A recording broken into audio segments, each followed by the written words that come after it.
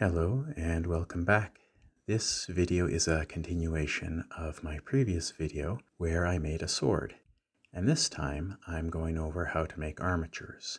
In fact, the sword I made in the first video of this series will be for the mini that will be made from this armature here today. I begin with some copper wire, 28 gauge. I bend it over itself at the midpoint and begin twisting it around itself. This first twisted section will later become the head. I'll keep twisting till I get to where the shoulders are going to be. If you go too far, you can untwist it or just snip off the excess where you began twisting. By the end of this, you may be scratching your head wondering what this creature that this armature looks like is going to be doing with a sword. But don't worry, that's part of the magic of role-playing games like D&D. You can do strange things and make them work. 28 gauge is pretty thin wire, quite thinner than what I've seen recommended in any armature tutorials I've seen for minis this size, but there are reasons for that.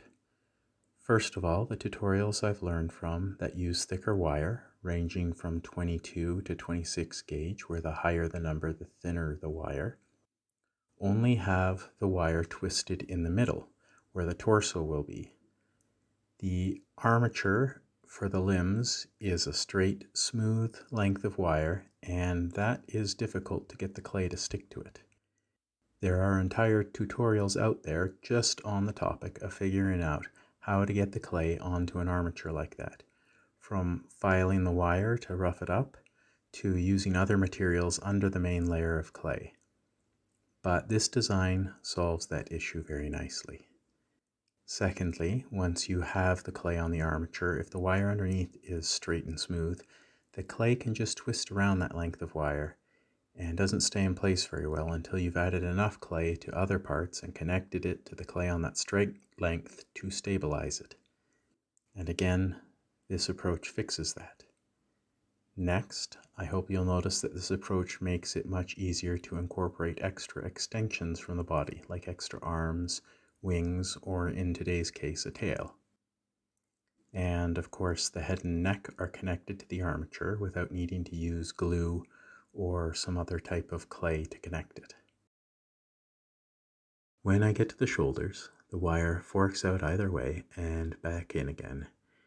Anchor it around the neck with a couple loops, then twist the leg extensions around themselves. Then from the anchored part, it just continues on back along the length of the spine. I repeat the same method when I get to the hips for the hind legs. If I had cut a longer piece of wire, I could have continued from the hind legs to make the tail, but since I'm running out of wire, I'll just twist the ends back around the hips and get some new wire to make the tail.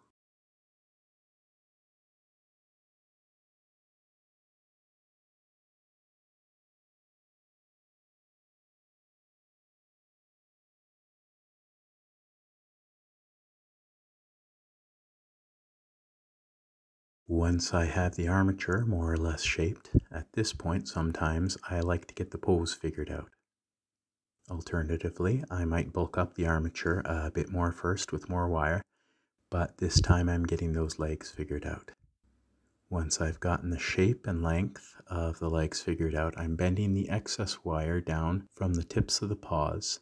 These extensions will go down into the base, anchoring the wolf to the base. By twisting everything, I'm getting a thicker, sturdier armature than you'd first guess by looking at the wire I started with.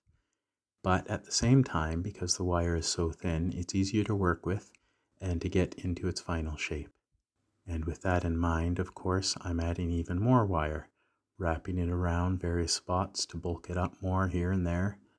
I generally like to add extra wire to the head, shoulders, hips, and sometimes parts of the limbs.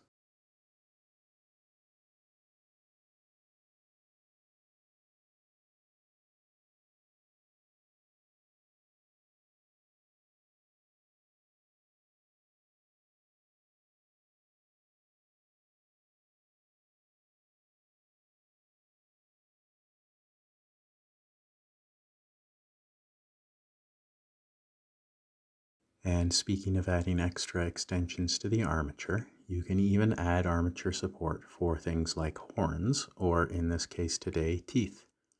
There are a couple of ways to do that. In this case, this armature is for a larger sized creature, and so is on a slightly larger scale than I usually do. So I have extra room to just wrap some more wire around the head and snout, loop it out from the end, back on and around the snout some more, then snip the loop to divide it into 2 teeth.